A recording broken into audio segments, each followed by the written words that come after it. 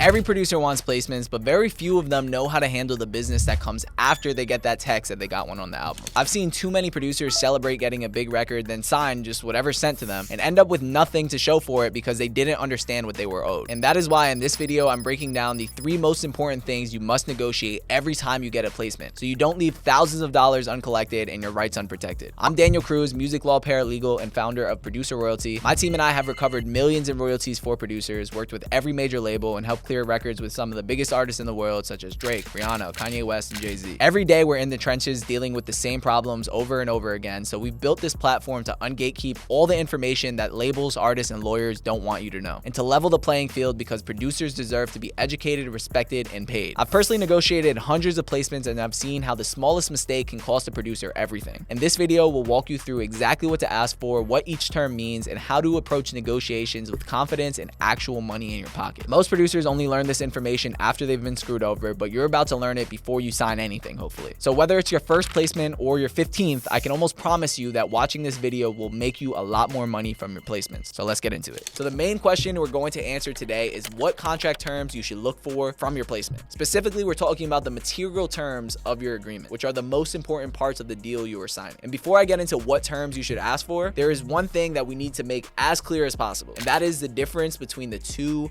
music copyrights.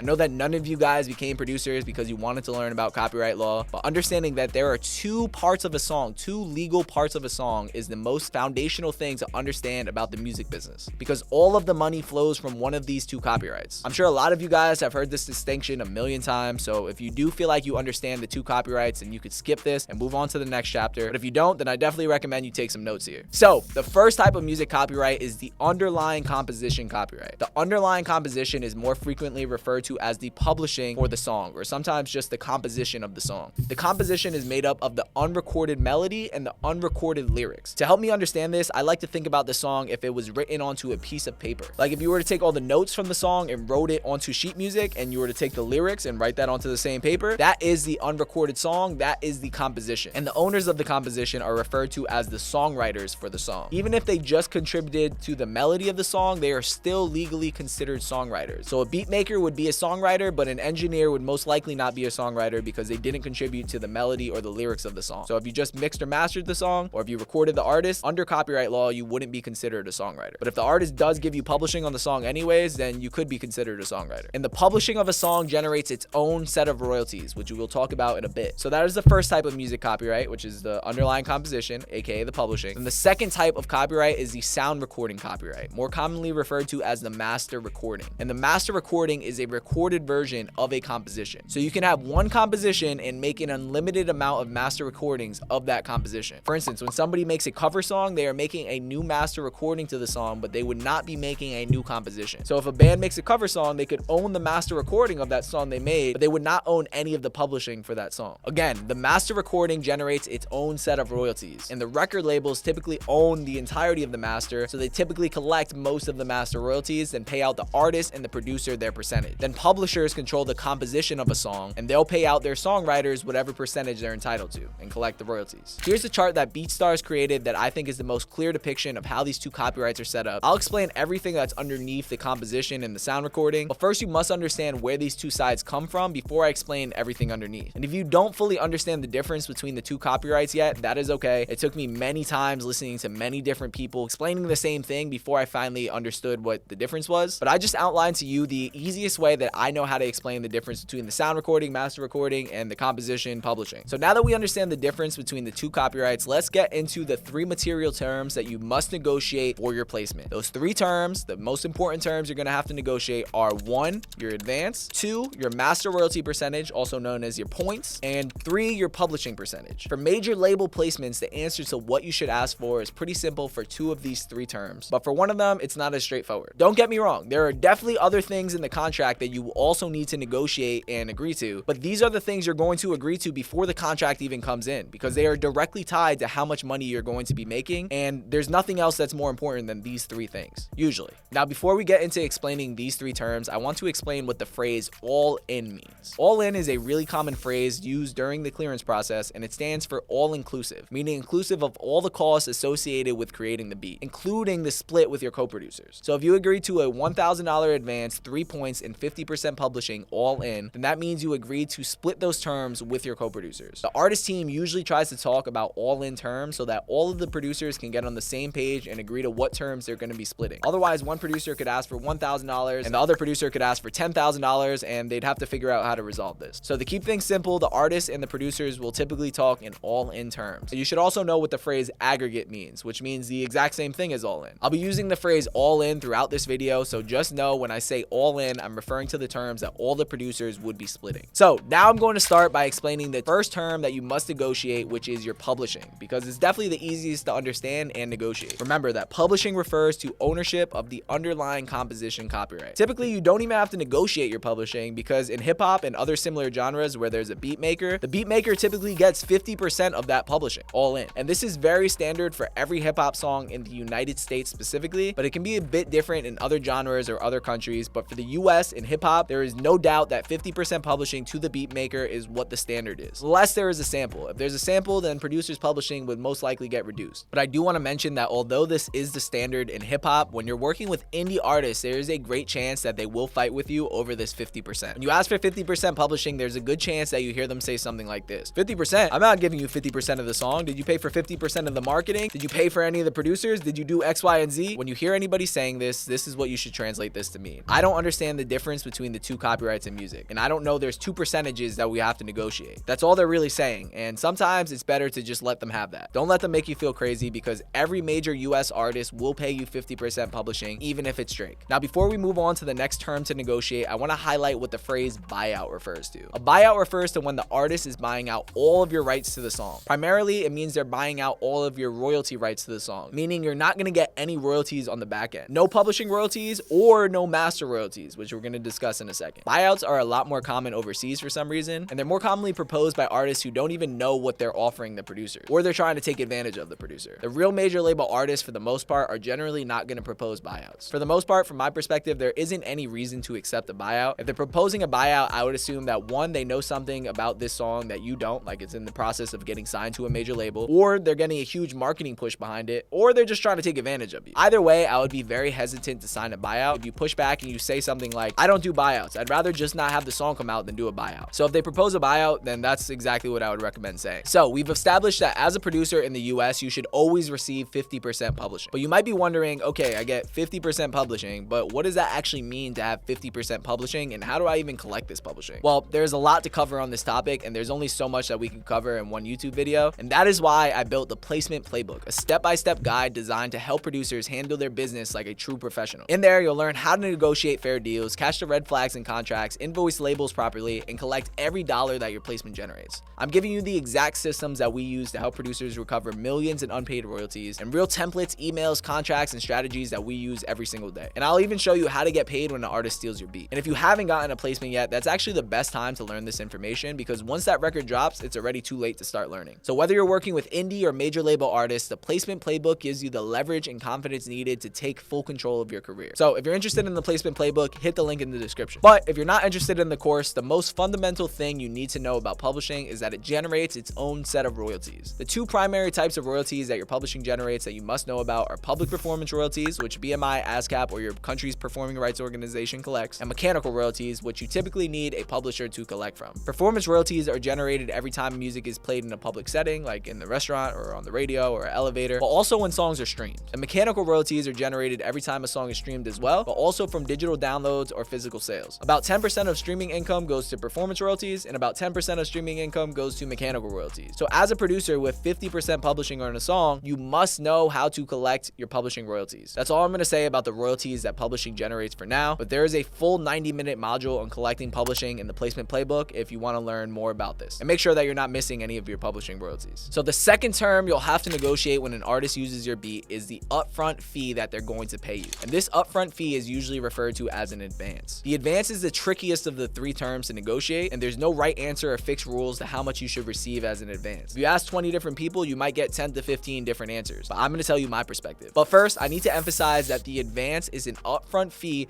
that is specifically an upfront payment of master royalties, which is the next term that we're going to explain. Meaning it's the label paying you master royalties that you might be owed from the song upfront. And despite what a lot of producers think, an advance is not like a loan. In most record deals or publishing deals, an advance is sort of like a loan because you can't get paid more royalties or sign another deal until that advance is paid back. But for placements, it's completely different. If that advance never recoups, there aren't any consequences for the producer at all. There's no debt lingering, and they're free to enter new producer agreements. So because of this, you should try to get as high of an advance as possible. But with that being said, there is a multitude of factors you should consider before deciding how much of an advance to ask for. You should consider what the size of the label is, the strength of the artist, and how well the song is expected to do. But even though you should think about these things, the advance you receive is mostly determined by the budget the label gives the artist to clear the song or album. And if the artist team is smart, they're probably going to offer you lower than what they have available to spend because they can reasonably expect most producers to counteroffer and be looking for more than they offer. But before you go asking for too high of an advance, I want to emphasize that artists and labels do usually lose money when they release music and for paying producers big advances because it takes a lot of streams to make back just the producer fee. So if they're paying you a $5,000 advance, they might actually lose a lot of money from the song just from your fee. So if you expect the song to get 1 million streams, asking for a $5,000 advance is really not that reasonable because the song will barely generate that much in total. With that being said, I'm going to finally answer the main question you want to know the answer to when it comes to the advance, which is how much you should ask for. With a major label artist, a $2,000 to $5,000 all in advance, in my opinion, is a reasonable ask. And this is for your first placement. And I think up to $5,000 I think could be seen as a reasonable ask and won't have anybody on the other side shaking their heads like, why would somebody ask for this? If it's Drake, then you could definitely ask for 10 or 15 or maybe even $20,000 all in. But if it's a random newly signed major label artist, then $2,000 to $5,000 is a much more reasonable ask. Then as your career develops and you gain more leverage, you can slowly start increasing that number. But remember, I'm talking about the all-in terms. So if you get $5,000 and there's 5 producers, you'd each get $1,000, unless you agree to a different split, of course. Now, I also want to emphasize that a new producer asking for $5,000 versus an experienced manager or lawyer with good relationships asking for $5,000 is not the same thing. When a producer with no placements representing themselves asks for $5,000, it's a lot more likely to get rejected because the artist team might think that it's just a random number that the producer came up with. And based off their experience, they'll know that most producers don't put up much of a fight when negotiating. So for instance, if they say, no, we only have $2,000 in the budget and that's the best we can do, most producers representing themselves will just agree to that $2,000. But if you have an established lawyer or manager, then they might consistently be getting their clients that much from the people on the other side. And the artist team knows that's not just a number they're pulling out of nowhere. For example, a lot of the artist lawyers know our team and they've done a lot of business with us and they know that we know what to ask for. So they're a lot less likely to propose shitty terms because they know we're going to cause problems over it. So if the artist team is looking to save money on the budget, they're probably just going to look somewhere else. So although of course you can represent yourself, the reality is you probably can get a higher advance and perhaps a higher royalty if you have an experienced manager or lawyer negotiating for you. So if you're interested in having somebody represent you for a major label placement, DM Producer Royalty and we'll look to leverage our reputation and brand to get you the best terms we can. So let's talk a little bit more about how placement negotiations typically go. In our experience, the artist team typically is the first to propose the terms and kick off negotiations. But sometimes the artist will ask the producer to propose the terms. If the artist team does ask what fee you're looking for, then this is what I and a lot of other people suggest that you say. How much is your budget for producer clearances? When you say this, you're showing the artist team that you're someone who's reasonably flexible and not a hard-headed producer that just wants to take pride in how much in advance that you're taking, which is honestly something that really bothers me, which is when producers say, I don't take anything less than $5,000 for a placement. Because until you have a really big catalog, I firmly believe it's not at all in your best interest to not take below a certain price and not work with an artist budget. And I think those producers will make a lot less money and have less relationships in the long run if that's how they approach and negotiate. So that's just something to think about. And now before we move on to talking about master royalties, which is the third most important term to negotiate, I need to clarify something. There is a difference between a fee and an advance. A fee doesn't have to be recouped, so you'll start receiving master royalties sooner. However, sometimes people on the email chain will refer to an advance as a fee or a fee as an advance. So for instance, they might say in the email they're proposing a $2,000 fee, 3 points, 50% publishing. If they say fee, then you should clarify and ask them, do you mean a non-recoupable fee or an advance? This is something we break down in much more detail in the placement playbook and give you exactly what to say. But for now, just know that a fee isn't recoupable against your royalties and an advance is. Now, the last term you'll have to negotiate is your master royalty percentage. Master royalty percentages are more commonly referred to as your points. So remember, points means master royalty, and 1 point means a 1% master royalty, 2 points means a 2% master royalty, and so on. And remember how I said an advance is a prepayment of master royalty. And what this means is that you will not receive any more master royalties until that advance is recouped. And unfortunately, more than 90% of advances will never recoup, so most producers will never receive master royalties from a major label placement. Every producer, for the most part, knows about publishing because every producer will receive publishing, even if it's just a single dollar. But since hardly any producers are entitled to master royalties, basically no one talks about them. And if you watch our content, you'll know that we talk about them a lot because hardly anybody knows about them. And I'll briefly explain how master royalties work, but if you want the most detailed explanation about master royalties available anywhere, definitely check out the placement playbook, where we go into full detail about how they work and teach you the exact process for collecting master royalties. So like I said, an advance is a prepayment of master royalties, and your advance has to recoup before you get master royalties. So you might be asking, my advance has to recoup, like what does that actually mean? Well, recoupment can be complicated, so again, I'm going to have a full breakdown and explanation in the placement playbook, but I'll briefly explain how recoupment works before going into more detail about master royalties and how many points you should ask for. Now, recoupment is the process of making money back. In the context of placements, if you get a $1,000 advance, the artist needs to make back that $1,000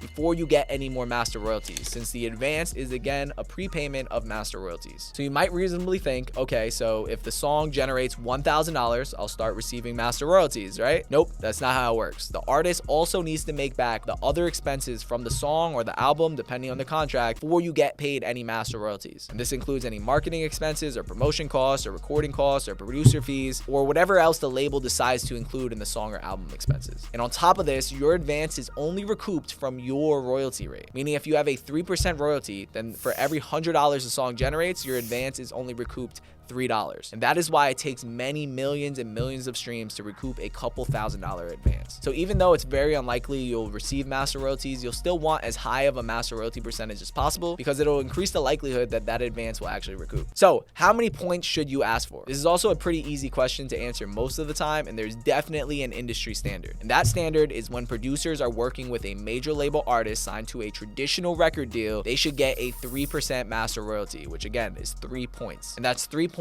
all in, meaning that all the producers would split 3 points. So if there's 3 producers, each producer would get 1 point. This is very standard. It's very rare that even a young producer won't receive 3 points if they do ask for it. So if somebody offers you 2 points, which is kind of common for a lot of new producers, then you can respond with, I'm requesting the standard 3 points all in, which will imply that you actually know what you're entitled to and what you're talking about. Some producers might be able to get 4 or maybe even 5 points, but that's really only producers who have a lot of leverage and have a very big catalog. And as I was saying, this is very standard for major label artists signed to traditional record deals. Where it gets complicated is when an artist is not signed with a major label signed to a traditional record deal, the producer should get more than 3 points. And this is because the producer's royalty comes out of the artist's share. So the artist often only gets 20% from their label. When they're signed to a traditional deal, they get 20% of the money that comes in. If the producer gets 3 points, then that'll leave the artist with 17%. But as most of you know, if an artist releases independently, like through DistroKid, then they would get a royalty as high as 100%. So basically the artist has a lot more points to offer. So our suggestion is with indie artists is to look for somewhere between 15 and 50% of the master as a master royalty. If they're not giving you any advance at all, then I would recommend getting closer to 50%. But I would really push for a minimum of 15% when working with indie artists or artists signed to an indie distributor or releasing through an indie distributor. But again, if you're working with major label artists, ask for 3 points every time. So that was a pretty in-depth breakdown of the 3 most important terms every producer needs to negotiate when an artist uses their beat. If it's your first major label placement, aim for an all-in advance between $2,000 and $5,000, and you can raise that as you build your leverage. Then for master royalties, 3 points is the standard with major label artists, but go for higher when you're working with indie artists. And for publishing, you should almost always get 50% when you're working with US hip-hop songs. But here's the thing, these are only the 3 material terms of your contract. Your contract is filled with a bunch of other terms that can drastically affect how much you're able to take home from the placement. And in the placement playbook, there's a full breakdown of the entire placement process, including a walkthrough of the most commonly used producer agreement, the contract, that's called the brain trust form. So check that out if you're interested in really understanding what you're signing and getting the most money from your placement. And if you found this video helpful, then please hit the like button and subscribe to Producer Royalty. We're going to be dropping more videos like this that help producers protect their rights and maximize their income. I appreciate you watching, and we'll catch you in the next one.